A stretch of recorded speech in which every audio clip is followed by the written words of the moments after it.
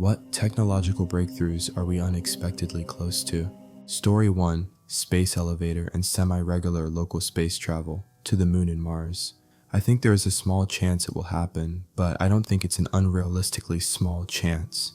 If you consider how many years separated the Wright brothers from our landing on the moon, it is entirely feasible to make such a technological leap within a single lifetime, and I'm still young.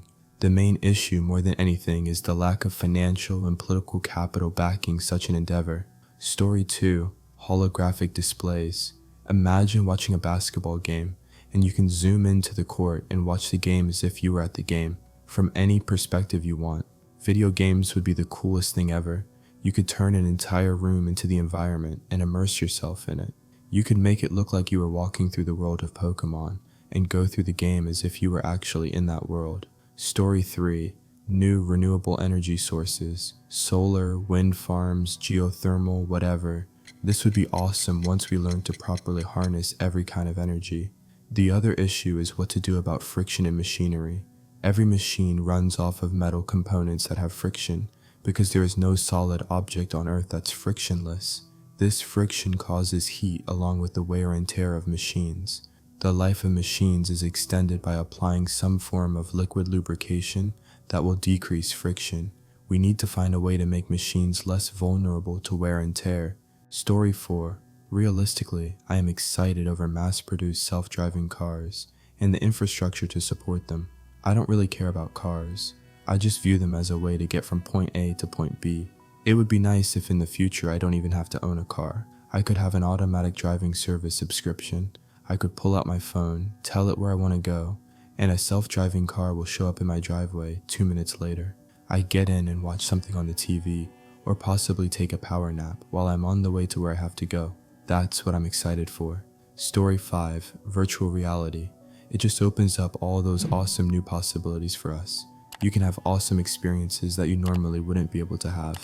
And my dream for the far future is for us all to live in some kind of matrix that has a respawn feature and renewable resources. We would all live on in the real world in big hospitals with robot farms and nurses who would make sure we stay alive, while every person who dies of old age gets replaced by a baby made from sperm and eggs, which are just removed from humans to be used in labs by the robots. We would be able to just eat and live and have everything we want without using up this earth. Story 6. Fanless heat sinks. They're basically heat sinks where the fins are positioned sort of like a fan shape, but the heat sink itself spins. Regular heat sinks blow wind through the fins to cool them down. That's inefficient because there's a heat bubble that builds around the fins, so heat transfer rates are low. That's why you always have to get really high fan speeds. But if the heat sink itself is spinning and pushing the air out, that bubble is basically shattered, and cooling efficiency shoots up almost 100%. What does this mean? Ridiculously quiet CPUs that can run at much higher voltages, video cards, air conditioners, and refrigerators will be much more efficient as well. If you replace all the ACs and fridges in North America with fanless heat sinks, you cut energy usage nearly in half. Story 7. Brain uploads. Effective immortality without the problem of finding living space for 1 trillion people. Well, I'm not 100% sure that's going to be possible any century soon, so I'll probably miss out. Bugger. Space elevators would be neat. We need a breakthrough in materials technology, but that will be the thing that makes it incredibly cheap to acquire resources from space, not to mention moving production off planet, so we can take advantage of effectively free solar power, with none of the problems that makes it so difficult on Earth. Massive increase in resources, massive reduction in pollution, massive social upheaval, while we figure out how to deal with it all. What's not to love? Story 8. Vastly improved energy storage. We can produce all the energy we need rather easily with renewable sources, even if the price might be a bit higher. But storage is the main issue everywhere, from solar power plants to batteries for electric cars, to our already mundane smartphones. If we can finally increase the storage per cubic centimeter tenfolds, or even just double it, it would make things moving to a sustainable energy production and consumption so much easier. Story 9. Flying cars or hoverboards, anything that makes transportation easier and faster. But I'm more excited to see what technological advances will do for the world. renewable resources, things that will help animals and nature live without destruction, advances in medicine, namely cures or better treatments for mental illnesses, gene altering in a realistic way so you can afford to make sure your kids won't have any diseases or illnesses that are hereditary, advances that help people stay healthy physically and emotionally. To all the people saying immortality, sorry, but that's crazy. Unless I'm going to be immortal at 25, I wouldn't want to be. But advances to make aging less painful would be nice. Story 10, fully automated driving. It'll get there. This was a topic of discussion when I was in automotive school 14-ish years ago. Eventually, vehicles will be able to communicate to each other and share their precise location, speeds, intended directions, etc., and be able to navigate almost seamlessly amongst themselves. What started out as a sci-fi concept maybe 30 to 40 years ago will be a reality. It won't be our reality, but it'll happen. Story 11, I'd really like to see cancer be treatable. That there's so many kinds of cancer make it such a difficult thing to treat. Hopefully there's going to be some breakthrough that could apply to most or all kinds of cancers. It'd take such a huge effort in the medical world that the research could be applied to other problems too. The problem with curing cancer is that figuring out the cause is very, very complicated. Essentially, it stems from a mutation in the genetic code. Some cancers stem from a very common mutation, and that's why they are more curable than others. For example, breast cancer can be a mutation on a specific set of genes responsible for reducing tumor growth. Since there are millions upon millions of possible variations of genes in the human genome, zeroing in on where the mutation lies is damn near impossible. Even if you do, there is no guarantee it will always be a mutation on those genes. In order to fully cure cancer, you'd have to keep the body from creating more by reversing these mutations. Story 12, eradication of Alzheimer's, or at least livable treatment. I haven't had experiences with relatives with Alzheimer's. My late great-uncle had it, I think, but also suffered a stroke. It's probably not something that a lot of young people think about, but every now and then, I wonder what if. Death is bothersome enough, but not knowing you're even approaching it sounds terrifying. Story 13, I'd like self-driving cars to become the norm, that are all networked together in an Uber-type network. You just press a button on your phone and one arrives. The car would officially not require a driver to be in charge, so I could sleep, work, or drink while on the road. Road accidents and holdups would be a thing of the past, and I'd no longer need to own a car, which most of the time just sits in the garage. I know this is coming, but my lifetime is running out of years. I want it now. Also, this would reduce road maintenance, since the cars know where other cars are. We don't need traffic signals. We also wouldn't need to light miles of road. Unfortunately, I can see one jerk spoiling my dream by hacking into the system and causing chaos. Story 14, a way to purify mass amounts of salt water for drinking. I know there are ways, but they don't purify that much water. If we don't obtain this technology, then the next world war will be fought over water for sure. It doesn't particularly make sense to fight a world war over water. Transporting water halfway across the world isn't efficient. Any water fight is going to be regional at worst. It also doesn't particularly make sense to fight a large-scale war over water, since the war would be more expensive than the desalination. Violence, sure. Large-scale war. Story 15, the Internet of Things. What it basically means is that pretty much every device will be able to connect to and communicate over the internet. So instead of connecting a light switch and a lamp with a wire, they will both just receive power and be connected over the internet. But since it's over the internet, you can also turn off the light from your laptop and check if you have left the oven on even from the other side of the world. I'm not saying I fully support it, but I could see it happen still within my lifetime. Story 16, a diagnosis bot. Doctors are up to their elbows in patients, that or they just don't care, but benefit of the doubt, and they quickly cover up symptoms instead of finding what the actual issue is with people who are having problems. Remember, an ounce of prevention is worth a pound of cure. If family doctors aren't going to try and put us together as a case instead of individual issues, what's the point of signing up? The body is a whole, not a bag of parts, and seeing how many different specialists there are, we expect way too much of family doctors. I don't expect doctors to be walking databases of what sicknesses have which symptoms. That would be insane. But a computer? As a database? Doctors can do the tests, and hey, Computers aren't perfect, so they're the second opinion. They approve prescriptions and treatments, and they can help patients use the diagnosis bot if they need help. And don't go saying this will get rid of jobs. At the very least, everywhere I've seen, it's just ridiculously long waits, stressed staff, and disappointed patients. And maybe doctors wouldn't have to go to school so long. I assume a big chunk of it is because they have to memorize things that I'm sure they could just look up. Story 17. Scientists have developed a chemical that actually repairs your enamel. Each application regrows a thin layer of enamel. This could revolutionize the dental industry.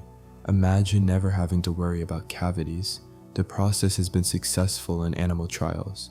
Human trials should begin soon, so it will be about 5 to 6 years before it is publicly available. Holy crap, that's amazing. I brush my teeth, floss, and all that, but I went through an awful phase as a teen and drank multiple energy drinks and sodas every day. Not to mention I was smoking a lot. My poor teeth. Probably a stupid question, but could they repair somewhat significant damage you have already caused then? I know nothing about teeth. Story 18. The ability to use lab-grown organs for transplants. You are vastly misunderstanding the arguments they make due to the vast misinformation about the views of Republicans. The religious right, only a small portion of Republicans, are against abortion because they view all life as sacred. This isn't life, it's replacement organs. There is no heartbeat directed by nerves from the brain or the brainstem. They'd, however, require massive testing to ensure the safety, but the actual concept is not against theirs or the vast majority of Republicans' views. Real understanding only comes when one is willing to listen to those not in agreement with you, not from their critics alone.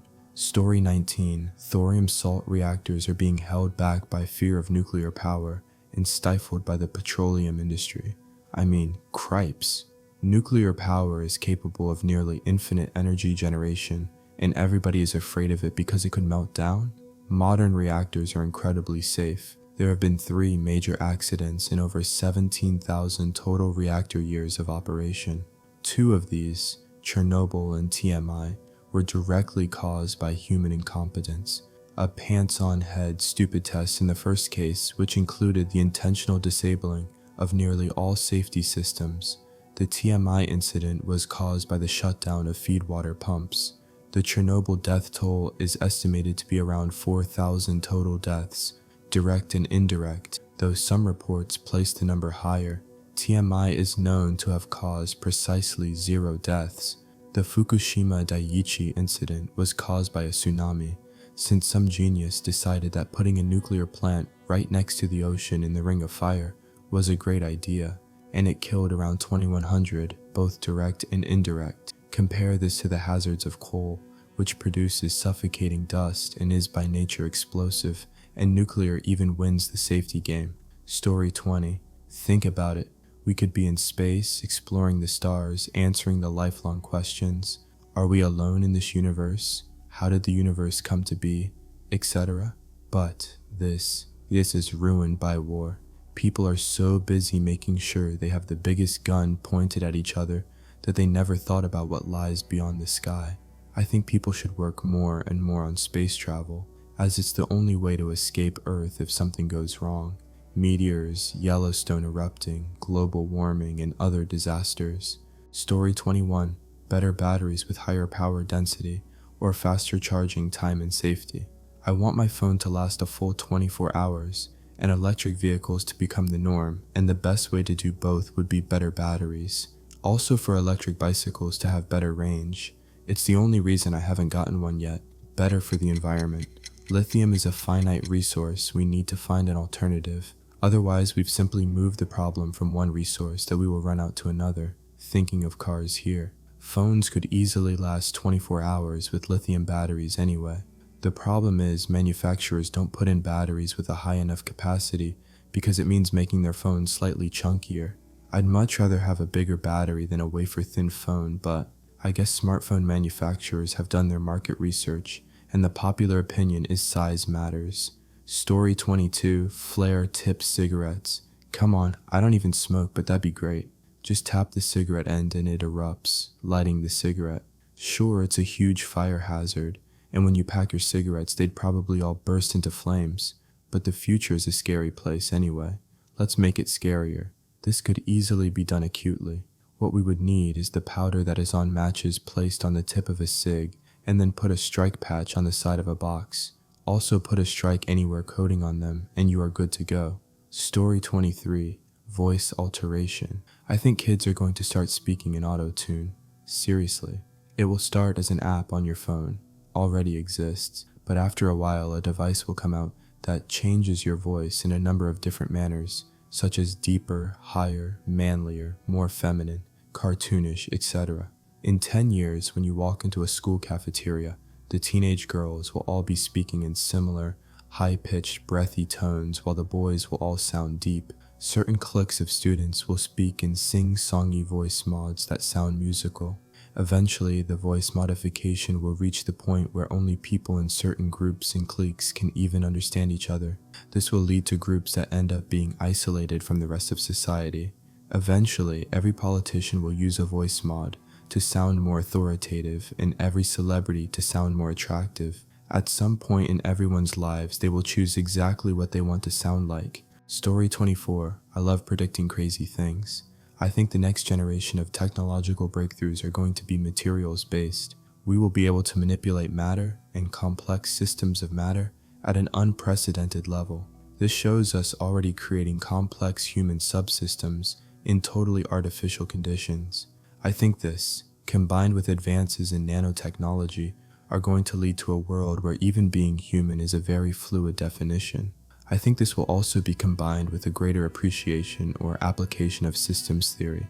This will lead to, for example, a shift in how cancers are thought about.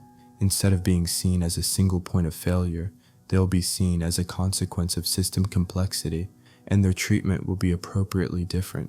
Example more, regeneration and replacement, less brute force attacks like chemo. Overall, this will lead to the start of people changing their state of existence completely and still struggling to maintain their identity as a human being. Story 25. Bionic eyes. No, not like on the TV shows. Though having night vision and being able to zoom in on stuff would be cool. They are working towards it.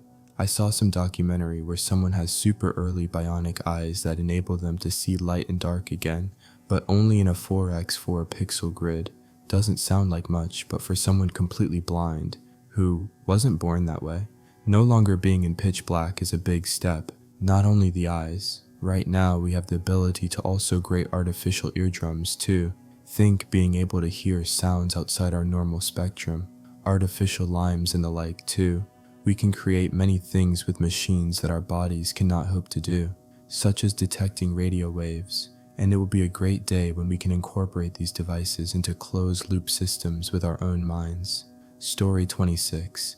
Someone else's thoughts that I found interesting, talking about the future extinction of current computer chip technologies, for my lack of better wording. They were also talking about how parallelization will evolve. I think that what we'll see is more programs running across thousands of computers.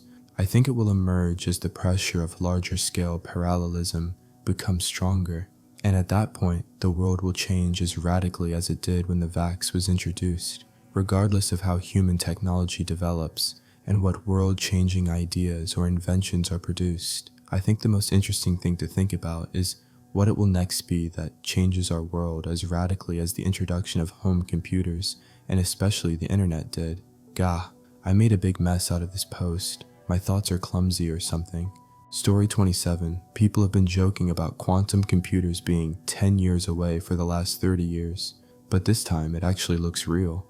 IBM, Google, IonQ, they're all showing working prototypes with hundreds of qubits that don't immediately collapse into quantum soup. The error rates are finally low enough that hybrid quantum or classical systems are starting to do useful stuff, especially for chemistry and materials.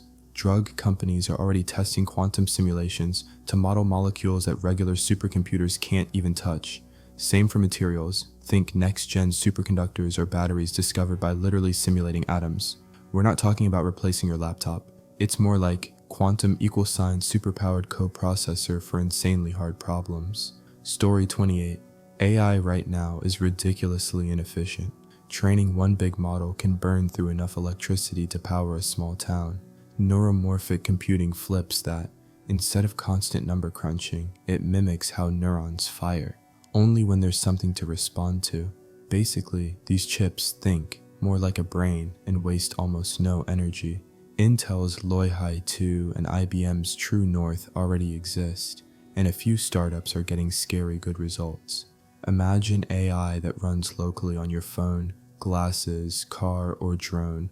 No cloud, no lag, no massive GPU farm. 100 times to 1,000 times less power use. You could have always-on assistants or smart sensors that learn continuously without frying your battery. Story 29. Everyone talks about solar and EVs, but the real climate killers are boring things like cement, steel, fertilizer, and plastics. Together they pump out the majority of industrial CO2. The crazy part? We're getting close to reinventing those too. Companies like Solugun make industrial chemicals from sugar instead of oil.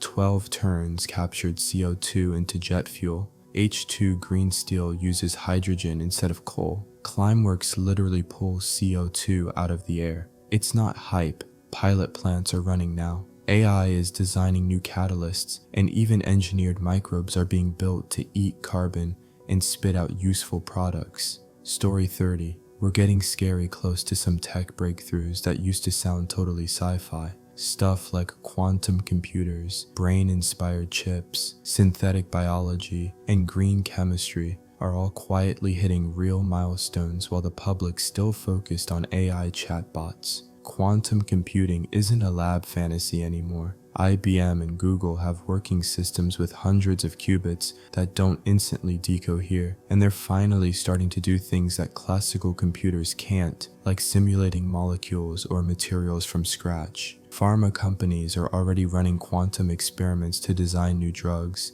and material scientists are using them to predict superconductors and better batteries. These machines won't replace laptops. They'll be like supercharged co-processors for problems so complex they used to take weeks or months. Within the next 5 to 10 years, hybrid quantum classical systems might actually be useful, not just demos. Synthetic biology might be even wilder. Scientists are literally programming cells like software, giving bacteria or human cells new code to perform specific tasks. We're seeing early examples of microbes that can detect cancer cells and deliver targeted drugs, or live in your gut producing missing enzymes for chronic diseases. DNA synthesis is cheap now, AI models can predict genetic outcomes, and CRISPR editing is reaching surgical precision. Within a decade, we could have therapies that don't just treat symptoms but rewrite the biology causing the disease.